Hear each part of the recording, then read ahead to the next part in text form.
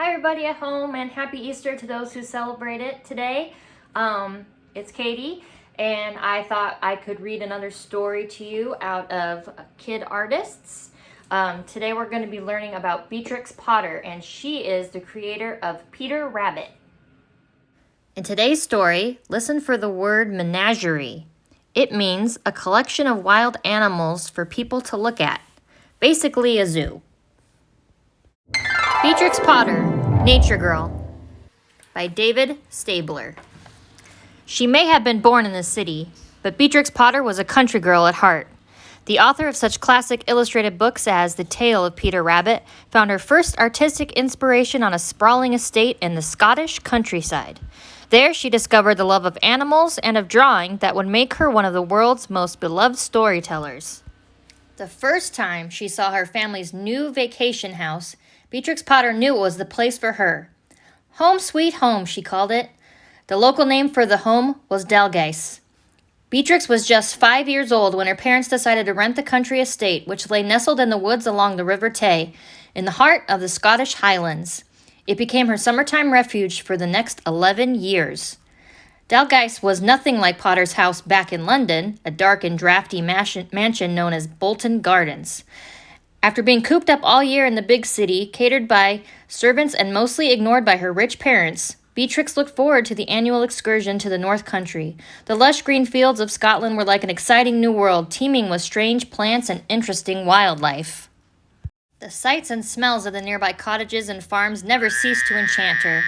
At first she explored by herself. Then when her younger brother Bertram grew old enough, she had a playmate to go on adventures with. Although Beatrix was rich in material things, thanks to her wealthy parents, she lacked true friendship. Her mother would not let her play with other children for fear she would catch germs. So Bertram became Beatrix's constant companion. Though they were 5 years apart in age, they shared a curiosity about the natural world. Together they would wander through the woods and along the stony beaches of the River Tay, scooping up plants, animals, and insects for their collection of nature specimens. The two also created specimen books, filling the pages with drawings of birds' eggs, butterflies, and flowers. Beatrix discovered she was good at making these detailed illustrations, and soon she branched out into recording larger animals and plants. The children even unearthed an old printing press and started stamping out woodcuts of nature scenes using homemade ink they concocted by themselves. When the summer ended, Beatrix and Bertram returned to London, where they continued their studies of the specimens they smuggled home from Dalgeis. The family butler, Cox, was enlisted to sneak small animals up to the third-floor bedroom the children shared. In time, they amassed a small menagerie that included several mice, assorted rabbits, a hedgehog, and some bats, a family of snails, a frog named Punch, a pair of lizards named Toby and Judy, and 14-inch long ringed snake they called Sally. Whenever Beatrix wanted to draw the animals, her brother would let them out of their cages so they could pose for her. The hedgehog, in particular, did not seem to like sitting for portraits. "So long as she can go to sleep on my knee, she is delighted," Beatrix reported. "But if she is propped up on end for half an hour, she first begins to yawn, and then she does bite." Some of Beatrix's drawings were realistic. Others were more fanciful. She drew rabbits that walked upright on two legs, wore bonnets, carried umbrellas, or ice skated. More and more, she started dreaming up stories about the animals in the natural world. When Beatrix was 10 years old, Bertram left home to attend boarding school. Beatrix was sorry to lose her trusted friend, but determined to continue with her drawing. In those days, girls did not go to school, so Beatrix was educated at home by a series of private teachers called governesses. One governess, Miss Hammond, presented Beatrix with a paint box so she could add color to her illustrations. On weekends, Miss Hammond took Beatrix to the Kensington Natural History Museum. Beatrix spent the entire morning sketching the animals in their display cases. Over the next few years, Beatrix made hundreds of natural history sketches, including several dozen drawings of mushrooms. But with her brother away at school, she didn't have a way to share her experiences with others. Then one summer, while on vacation with her parents, she met Canon Hardwick Rawnsley, a young priest. He took an immediate interest in Beatrix's artwork and encouraged her to start recording her impressions in a diary. At first, Beatrix was skeptical. She was good at drawing, but writing? That was something entirely different. What would I put in a diary, she asked. I don't do anything exciting. Why, everything that happens, Canon Ronsley replied.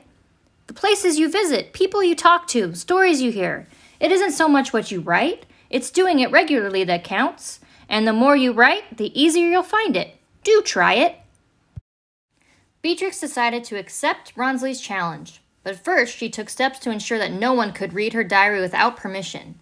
She composed her entries in a secret code that only she could decipher. She also wrote in a tiny, cramped script that would strain prying eyes. Just as Ronsley had predicted, the diary turned out to be a great way for Beatrix to express herself. She ended up keeping a journal for more than 16 years. It became the place where she recorded sketches, jokes, and stories from the newspapers, comments on the plants and animals she encountered, and descriptions of nature scenes that would later become the settings for some of her classic children's stories. As Beatrix grew older, she became less shy about sharing her stories with others. Whenever she went away on vacation, she sent letters to the children of her friends and former governesses. And over the course of her life, she wrote more than 1,000 such letters, often accompanied by sketches of small animals like those she had encountered at Dalgeis. One of these picture letters became the basis of her first book, The Tale of Peter Rabbit, published in 1902. Today, it is considered one of the most popular children's books of all time. Beatrix would remain deeply interested in the natural world for the rest of her life. She contributed detailed illustrations of mushrooms and fungus spores to leading scientific organizations. She also began farming and raising sheep, and she soon had a flock that numbered in the thousands. In fact, Beatrix was so successful that she became the first woman elected president of the Herdwick Sheepherders Association. But despite these achievements, Beatrix is best remembered for her children's books, which have sold millions of copies worldwide. Many of the characters she invented were inspired by real people and animals she encountered as a child. The title character in her 1905 book, The Tale of Mrs. Tiggywinkle, for example, was a combination of her pet hedgehog, the one that disliked posing for pictures, and a Scottish washerwoman named Kitty MacDonald. In all, Beatrix would publish 23 tales for kids. Today, more than a century later, Beatrix Potter fans from all over the world still flock to her house in the Highlands, where so many of her stories began. The end.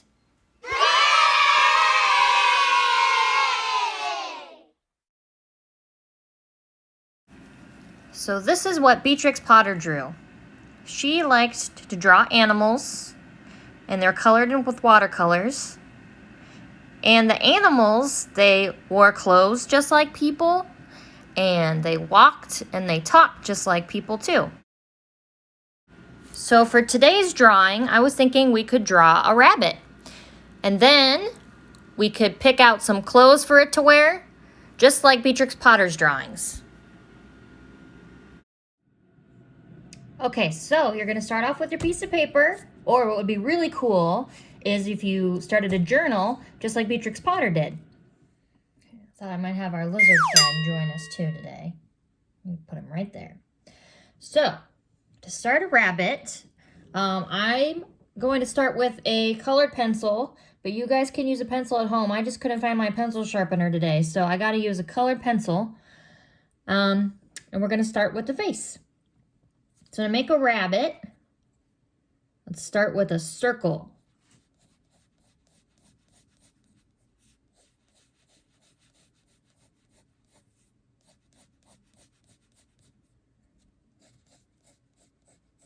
For the ears, each ear is going to be 2 lines going up like that.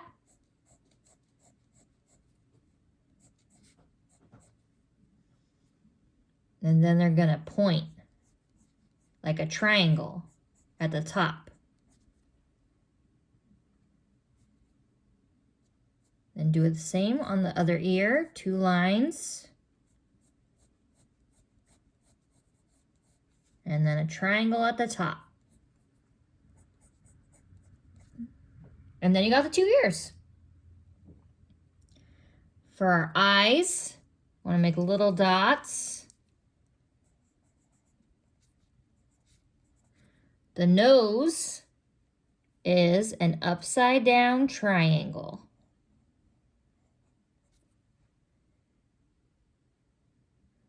And then You can do a smile. You can do some whiskers, which is some lines right by the nose. And there we have started a rabbit face. Okay, so now we're going to draw the body next. And the body is just an oval. Remember we've drawn an oval before? You just want to draw a big oval and longer than the head.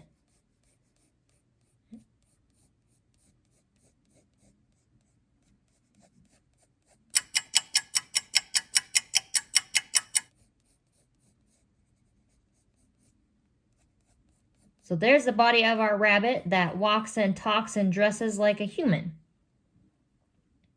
Now the arms and the legs are going to be really easy. They're just going to be smaller ovals. So that's one arm. You know where your arms are on your body? They're by your shoulders, so you want to draw rabbit arms. Little ovals right at the top by his shoulders. And then feet.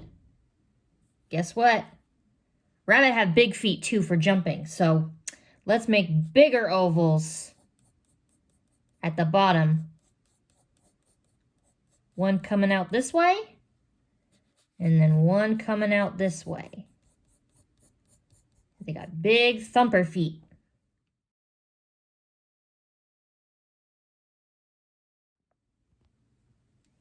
Okay, so now for the really fun part, we're going to make the clothes. I have watercolor markers, but you guys can use whatever you want. Paint, watercolors, colored pencils, crayons, whatever you have at home. So I'm going to make a blue and red Hawaiian shirt because Hawaiian shirts are really cool.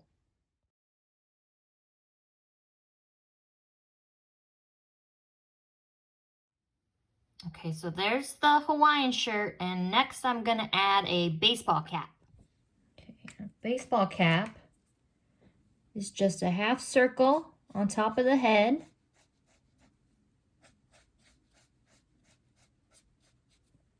With a line on the bottom.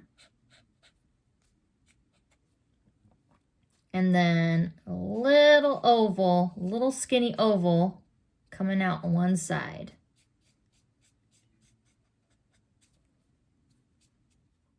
And then there's the baseball hat. And then if you want, you can draw grass on the bottom and a blue sky on top. All right, here's my finished rabbit, and I want to see yours in the comments below. Have a good day, everybody. Bye.